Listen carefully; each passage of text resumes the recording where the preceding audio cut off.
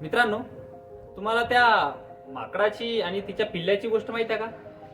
की एका हौदामध्ये पाणी सोडलं जातं आणि त्या हौदामध्ये माकडीण आणि तिचं पिल्लू या दोघांनाही सोडलं जातं. जसं जसं त्या हौदामध्ये पाण्याची पातळी वाढत जाते तशी तशी ती माकडीण वरती वरती वरती वरती वरती पाय करत राहते आणि स्वतःच्या पिल्ल्याला वरती वरती उचलत राहते.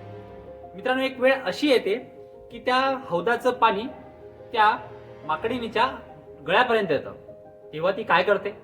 तेव्हा ती तिच्याच पिल्ल्याला, तिच्या पोटच्या पिल्ल्याला स्वतःच्या पायाखाली ठेवते आणि त्याच्या वरती उभी राहते. आज तसंच काही मनोज जरांगे पाटील यांना आमचा अखंड मराठा समाज हा दैवत मानू लागला होता. मराठा समाजाचं जर कोणी भलं करेल तर फक्त मनोज जरांगे पाटीलच करतील ही आशा बाळगू लागला होता. मराठा समाजातील गोरगरीब, पिछडा, खरंच ज्याला आरक्षणाची गरज आहे तो मनोज जरांगे पाटील यांच्याकडे कुतूहलाने पाहू लागला होता की हा व्यक्ती आपल्यासाठी नक्कीच काही करेल.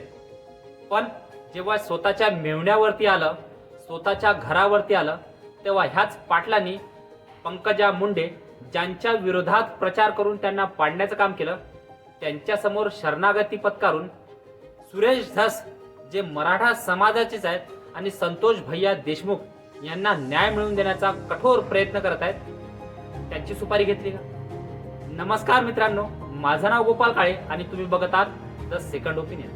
मित्रांनो, व्हिडिओकडे वळण्याआधी प्लीज प्लीज प्लीज माझ्या चॅनलला लाईक, शेअर आणि सबस्क्राईब करा. तुमचं एक लाईक माझ्या व्हिडिओची रीच वाढवतो. मित्रांनो, मला मोटिवेशन मिळतं की मी वेगवेगळ्या टॉपिकवरती व्हिडिओ तुमच्या समोर घेऊन येऊ. आज पुन्हा एकदा मनोज जरांगे दादा पाटील साहेब यांच्याबद्दल आपण बोलणार आहोत.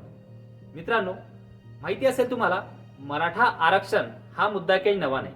1980च्या दशकापासून मराठा आरक्षणासाठी लढणारे अनेक होऊन गेले. विद्वान, अर्थतज्ञ होऊन गेले, ज्याला कायद्याची जाण आहे, संविधान तज्ञ होऊन गेले आणि भरपूर असे लोक ज्यांनी मराठा समाजाच्या आरक्षणासाठी आपली आयुष्य ज्यांनी खपवलं, ज्यांनी आयुष्यभर लढा दिला की मराठा समाजाला आरक्षण मिळावं. शालिनीताई पाटील हे त्यातलं एक सर्वोच्च एक चांगलं उदाहरण द्यायचं म्हटलं. ज्या शालिनीताई पाटील कॅबिनेट मिनिस्टर असताना सुद्धा मराठा आरक्षणाच्या खंद्या समर्थक होत्या, पण त्याचं फळ त्यांना काय भेटलं तर पवार साहेबांनी त्यांना तिकीटच न नाकारता त्यांना कॅबिनेटमधून सुद्धा हकलपट्टी केली. तर ह्या गोष्टी मनोज जरांगे पाटील तर विसरले असतील, पण आम्ही विसरू देणार नाही. मराठा आरक्षणाचा खरा शत्रू कोण? अरे, छत्रपती संभाजी महाराजांना पकडून देणारे हे मुघल नव्हते. छत्रपती संभाजी महाराजांना पकडून देणारे हे आपलेच लोक होते. मराठा आरक्षण जर मिळालं नसेल तर मराठा आरक्षण न मिळू देणारे हे आपलेच लोक होते. हे कधी समजणार आहात? पण नाही, ह्या गोष्टी आपल्याला समजू द्यायच्या नाही. आपल्याला कोल्हे साहेब सिरियल दाखवतात, अनाजी पंत, हे पंत, ते पंत, आणि आपल्या मनामध्ये फक्त आणि फक्त एका समाजाविषयी द्वेष निर्माण करण्याचं काम हे कंटिन्युअसली करण्यात आलं. आणि पाटला साहेबांसारखे अनेक भरपूर जण आहेत जे कंटिन्युअसली करतात. ठीक आहे, त्याच्याबद्दल आपण नंतर कधी बोलू. पण आज सूत्रांमधून म्हणजे काही मीडियामध्ये पण तुम्हाला भरपूर साऱ्या गोष्टी असेल. जसं माझ्या तिकडे काही मित्र राहतात, काही पत्रकार आहेत, ते पत्रकार सांगतात की जेव्हापासून पंकजाताई मुंडे ह्या जालन्याच्या पालकमंत्री बनल्या तेव्हापासून जर तुम्ही मनोज जरांगे पाटील यांचं पंकजाताई मुंडेवरती जर तुम्ही वक्तव्य बघितलं असेल तर ते अतिशय मवाळ झालेलं दिसतं. याच्या आधी पंकजाताई मुंडे बद्दल मनोज जरांगे काय बोलले हे तुम्हाला आठवतं ना?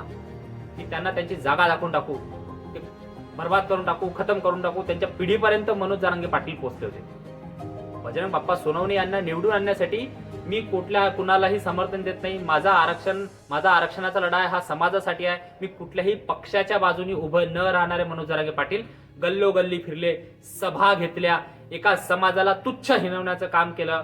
पण पंकजाताई मुंडे यांचा पराभव कसा होईल याचा प्रयत्न मनोज जरांगे पाटील यांनी दिवस रात्र केला आणि त्याच्यामध्ये ते यशस्वी सुद्धा झाले. पंचायत समितीला स्वतःच्या मुलीला निवडून न आणू शकणारे बजरंग बाप्पा सोनवणे हे लोकसभा जिंकले. ही लोकशाही आहे. लोकशाहीमध्ये कुणीही मालक नसतो. पंकजाताई पण नाही, बजरंग बाप्पा पण नाही, नरेंद्र मोदी पण नाही, देवेंद्र फडणवीस पण नाही, तर मनोज जरांगे साहेब तुम्ही कुठले कोण हो? लोकशाहीमध्ये लोक हा राजा असतो, जनता हीच राजा असतो. पण तुम्ही समाजाच्या गरीब, साध्या भोळ्या लोकांचा वापर करून आरक्षणाची लढाई ही राजनीतिक लढाई केली. राजनीतिक लढाईमध्ये तुम्ही वेगवेगळ्या समाजावरती अटॅक करण्याचा प्रयत्न केला आणि त्याचाच रिझल्ट हा निघाला की बीजेपी जी हरायला पाहिजे नव्हती ती बीजेपी आज जिंकून बसलेली आहे. त्याचं क्रेडिट तुम्हाला जातच, तर ते नंतर कधी देऊ. पण तुम्हाला आठवत असेल की ज्या पंकजा मुंडेंसाठी आगड पातळ एक करण्याचं काम मनोज जरांगे पाटलांनी केलं, त्यांना पाडण्यासाठी कंटिन्युअसली प्रयत्न करण्यात आले, सभा घेतल्या, समाजाच्या लोकांना आंतरिक मेसेज पाठवले, पवार साहेबांसोबत मिळून तिथे समाज रात्रभर म्हणजे जागरून जागा घेऊन काय कशा प्रकारचा प्रचार मनोज जरांगे पाटलांनी केला आणि त्यांना शेवटी यश मिळालं. पण त्या पंकजा मुंडे लोकसभेत पराभूत झाल्यानंतर विधान परिषदेवरती गेल्या. आता मनोज जरांगे पाटलांना वाटलं होतं की बाबा विधानसभेतही माझा जादू चालेल, पण मनोज जरांगे पाटील ते म्हणतात ना की एखाद्या वेळेस मूर्ख बनवतात, एखाद्या वेळेस सगळ्यांना मूर्ख बनवतात, पण सगळ्या वेळेस तुम्ही मूर्ख नाही बनवू शकत ना. तसं तुम्ही पवार प्रेमी आणि पवार समर्थक आहे, वा काय साहेबांची ऊर्जा ती, कसले ठीक आहे जे काही आहे, काय साहेबांची ऊर्जा ती, तुमचं त्यांच्या डोक्यावर त्यांच्या हातावर डोकं टेकवत आणि आम्ही स्वतः बघितलं ना, कुणासमोर न झुकणारा, वाघासमोर पण न झुकणारा पवार साहेबांच्या हातावरती डोकं टेकत आणि आम्ही सगळ्यांनी बघितलं साहेब. हो, आम्ही बघितलं होतं ते, आम्हाला तेव्हाच त्याच्यातून वास येऊ लागला होता एक राजकारण या आंदोलनाचा. पण तेव्हा तुमची जी पॉप्युलॅरिटी होती, तुमची जी लोकप्रियता होती ती चरम सीमेवरती होती की मनोज साहेब जरांगे यांच्या विरुद्ध जर कोणी काही बोललं तर काय होईल काय नाही असं लोकांना वाटायचं. पण साहेब तुम्ही स्वतःचा कचरा स्वतः करून घेतला. आज ज्या प्रकारे स्वतःच्या मेहुण्याला वाचवण्यासाठी पंकजा मुंडे यांचे जे तुम्ही विरोधक होते, आता हे समजून घेण्याची गरज आहे, ही क्रोनॉलॉजी अंडरस्टँड करण्याची गरज आहे. आणि ह्या न्यूज मधल्या बातम्या आहेत मित्रांनो, तुम्ही अॅनालॉजी करू शकता, तुम्ही एक अंडरस्टँडिंग करू शकता की बा खरंच असं चाललंय का. तुम्ही काही दिवसातली पंकजा मुंडे बद्दलची वक्तव्य मनोज जरांगे पाटलांची ऐका, तुम्हाला त्याच्यामध्ये कुठेही कठोर शब्दामध्ये टीका दिसणार नाही. सुरेश धस हा जो रस्त्यातला काटा होता, त्या काट्याला कसा काढायचं, ज्या काट्याने आपल्याला मीडियापासून दूर केलाय, ज्या काट्याने मराठा समाजामध्ये आपलं स्थान निर्माण केलंय. आज जर महाराष्ट्रात तुम्ही कुणाला सुरेश धसांबद्दल जर विचारलं असतं तर तुम्हाला माहिती पडलं असतं की संतोष भैया देशमुख यांना न्याय देण्यासाठी झटणारा आणि मुंडे घराण्याच्या वर्चस्वाला लढा देणारा आणि थेट भिडणारा कार्यकर्ता मराठा समाजाचा म्हणजे सुरेश अण्णा धस.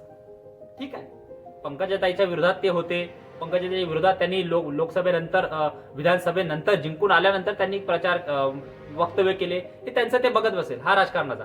पण आज ज्या मराठा समाजाचं मनोज जरांगे पाटील साहेब नेतृत्व करण्याचा प्रयत्न करतात आणि मराठा समाजाच्या आरक्षणाची गोष्ट करतात, ते आरक्षण बाजूला ठेवून त्या आरक्षणाच्या काशा गुंडाळून आज मेहुण्याला वाचवण्यासाठी आणि बाकीचे लफडे जे असतात ती बाहेर न येण्यासाठी पंकजा मुंडेशी डील तर नाही केली ना की सुरेश धसांना मी ठोकतो, म्हणजे सुपारी घेतो, त्यांची वाजवतो मी, तुम्ही चालू द्या, म्हणजे तुमचं पण हे पूर्ण होईल आणि माझा पण निघून जाईल, माझा मेवना पण सुटल, त्याच्यात ते तडीपारची ऍक्टिव्हिटी पण बंद होईल आणि जो समाजामध्ये परत सुरेश धसांना बदनाम करण्याचं काम तर मी करतोच.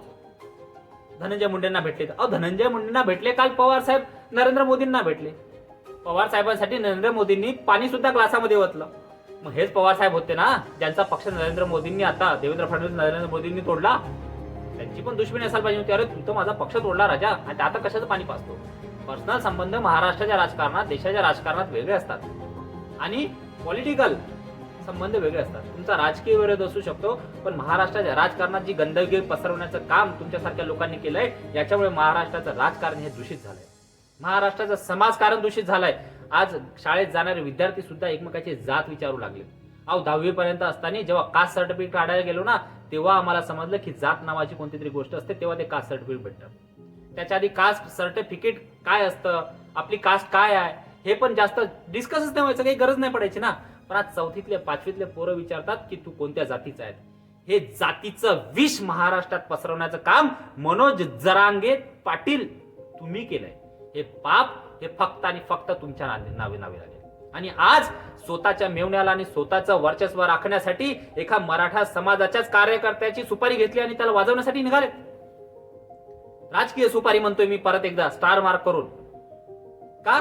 कारण की सुरेश धस यांनी आपल्याला मीडियापासून वंचित केलं. सुरेश धस यांनी सगळी पॉप्युलॅरिटी घेतली. अहो सुरेश धसांनी, तुम्हाला माहिती आहे सुरेश धसांनी देवेंद्र फडणवीससाठी काय केलं. सुरेश धसांनी देवेंद्र फडणवीसांना ज्या बीड जिल्ह्यामध्ये देवेंद्र फडणवीसांचा विरोध व्हायचा त्याच मीडियामध्ये देवेंद्र फडणवीसांचा सत्कार जर कोणी करून घेतला असेल तर तो सुरेश धस यांनी करून घेतला. समजले? मी याच्या आधी चुकीने नाव घेतलं असेल, संतोष भैया देशमुख म्हणायचं होतं मला, मी कदाचित सुरेश भैया धस म्हटलं असेल. सुरेश धस आणि संतोष भैया देशमुख यांच्यामध्ये जर ते म्हणतात की माय मिस्टेक जर कम्युनिकेशन झालं असेल तर त्याच्याबद्दल माफी. पण पंकजा मुंडे यांचा पर्पज तुम्ही फुलफिल करताय सुरेश धसांना बाजूला करून. याबद्दल तुम्हाला काय वाटतं? खरंच सुरेश धस यांची राजकीय सुपारी वाजवण्यासाठी पंकजा मुंडेशी शरणागती ही मनोज जरांगे पाटलांनी स्वीकारली आहे का? आणि स्वीकारली असेल तर त्याचं कारण काय? मित्रांनो, कमेंट बॉक्समध्ये नक्की सांगा. आणि जर तुम्ही मला सपोर्ट करू इच्छित असाल तर नक्कीच खाली दिलेल्या डिटेल्सवरती सपोर्ट करा. धन्यवाद.